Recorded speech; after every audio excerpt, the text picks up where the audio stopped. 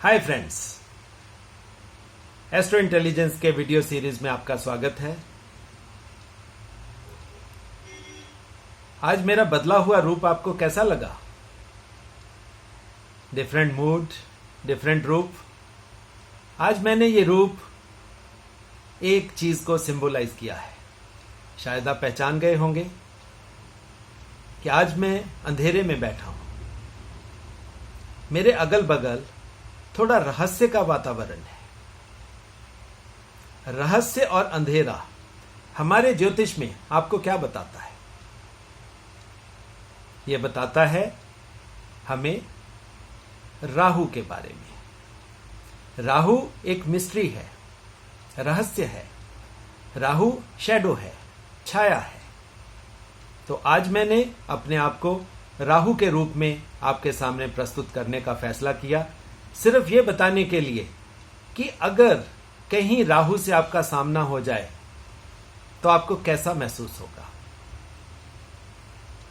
दोस्तों, वैसे तो आपने राहु के विषय में काफी एस्ट्रोलॉजर से या रिसर्चर से बहुत सी बातें सुन ली होंगी।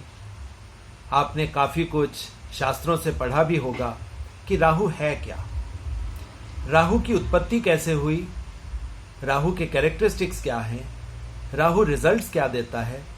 ये कॉमन बातें तो आपने पढ़ी होंगी, मगर आपने एक और चीज भी नोटिस की होगी कि जब भी आप राहु के बारे में किसी भी ज्योतिषी से बात करना चाहते हैं तो वो नॉर्मली उस टॉपिक को अवॉइड करता है। वो अवॉइड क्यों करता है? या तो उसकी नॉलेज कम है या उसके पास इंफॉर्मेशन कम है। क्योंकि एक चीज तो तय है कि शास्त्रों में राहु के बारे में बहुत ज्यादा मेंशन नहीं है। राहु के बारे में इतना तो बताया गया है कि राहु की उत्पत्ति कैसे हुई। राहु बुरा ग्रह है, पापी ग्रह है, मैलेफिक है।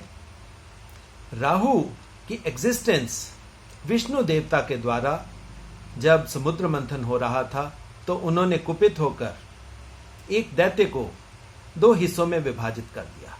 जो सिर का हिस्सा था उसे राहु बोला गया और जो धड़ था उसे केतु बोला गया। ये दो ग्रह हमेशा ही उल्टी दिशा यानी वक्री दिशा में गति करते हैं। इनका मोशन रेट्रोग्रेड है और ये मैलेफिक हैं, पाप ग्रह हैं। ये तो कॉमन बातें हैं जो ज्योतिषी आपको बताते हैं और नॉर्मली ज्योतिषी आपको राहु के नाम से डराते भी हैं। तो आज इस वीडियो में मैं आपको राहु के विषय में कुछ ऐसी चीजें, इंटरेस्टिंग बातें आपको बताऊंगा जो आपको किसी भी शास्त्र में नहीं मिलेगी। क्योंकि ये बातें मैंने अपने एक्सपीरियंस से, अपने रिसर्च से या सैकड़ों कुंडलियों के एनालिसिस से मेरे पास पहुंची। ये जो नॉलेज मेरे पास आई, मेरे मन में एक बात हमेशा से है कि जो भी नॉलेज मेरे पास होगी वो नॉलेज मैं अपने पास ही नहीं रखूंगा, वो नॉलेज को मैं समाज में बांटूंगा ताकि सबका भला हो सके। नॉलेज के नाम पर किसी को ठगा ना जा सके। यही हमारा मिशन एस्ट्रो इंटेलिजेंस का भी है। सो इसी अपने मिशन को आगे बढ़ाता हुआ अब मैं राहु या राहु देवता के बारे में कुछ इंटरेस्टिंग बातें आपको बताना चाहूंगा। सबसे पहली इंटरेस्टिंग बात, दोस्तों, आप शादीशुदा होंगे तो आपको ससुराल का भी पता होगा और कुंडली में जब भी ससुराल या इन-लॉज को देखना होता है तो आप वहां से राहु का इंपैक्ट हमेशा जानिए और राहु का इंपैक्ट आपको हमेशा वहां से मिलेगा। तो इससे आपने क्या जाना कि इन-लॉज की प्लेस राहु की प्लेस है। दूसरी बात, राहु स्टेनलेस स्टील के बर्तन राहु है। इसीलिए लड़कियों को या डॉटर इन लॉज को हमेशा एडवाइस किया जाता है कि स्टील के बर्तन अपने इन लॉज में लेकर मत जाओ। जो सर्वेंट्स क्लीनिंग का काम करते हैं वो राहु है। एक मजेदार बात मैं आपसे शेयर करना चाहता हूं कि जब हम डॉक्टर इंजेक्शन देते हैं तो इंजेक्शन का जो दर्द है वो राहु है। हर तरह के नशे, एडिक्शंस राहु है। कोई भी अगर वकील जो वकालत करता है और उसकी वकालत चल नहीं रही तो वो भी राहु है।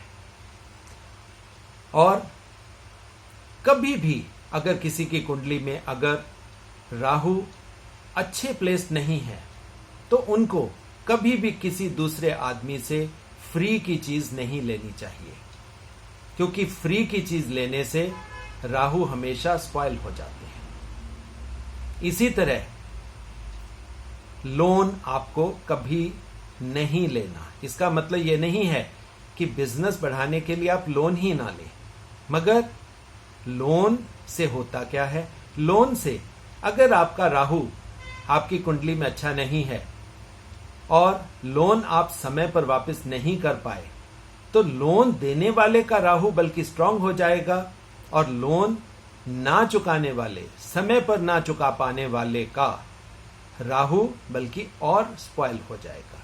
इसीलिए कोशिश करिए कि लोन्स को टालिए, क्योंकि इससे राहु का इंपैक्ट अच्छा या बुरा जांचा जा सकता है। इसी तरह कुछ और चीजें जो मैं आपको बताना चाहूंगा वो हैं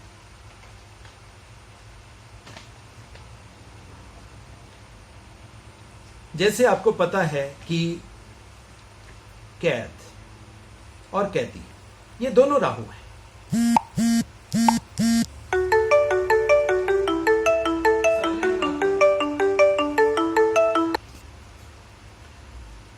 हाथी दांत से बना हुआ सामान भी राहु के अंतर्गत आता है। और राहु एक ऐसा गुस्सा है जो सालों सालों तक मन में दबा रहता है। बदले की भावना उससे उत्पन्न होती है और ये जो बदले की भावना है, रिवेंज, ये भी राहु के अंतर्गत आता है।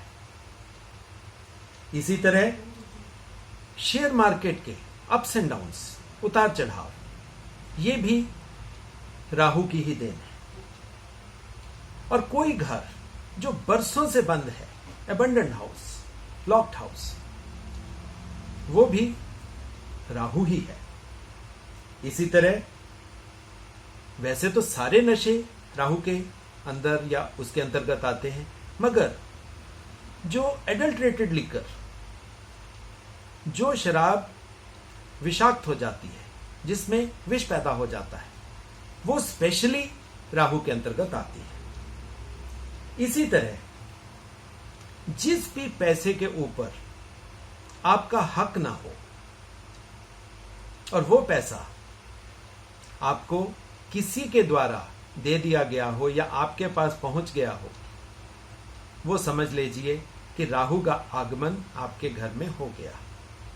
क्योंकि पैसा जिसने दिया है आपको, उसका राहु स्ट्रांग हो जाएगा और आपने जिसने पैसा एक्सेप्ट किया है, अपने पास रखा है, उसका राहु हमेशा कमजोर या स्पॉइल हो जाएगा। इसीलिए ज्योतिष शास्त्री हमेशा साहूकारी का धंधा करने से मना करते हैं, क्योंकि इससे राहु का इंपैक्ट अच्छा या बुरा जाना जाता है। इसी तरह कर्जे के बारे में मैंने आपको पहले भी बता दिया। कर्जा राहु के अंतर्गत आता है।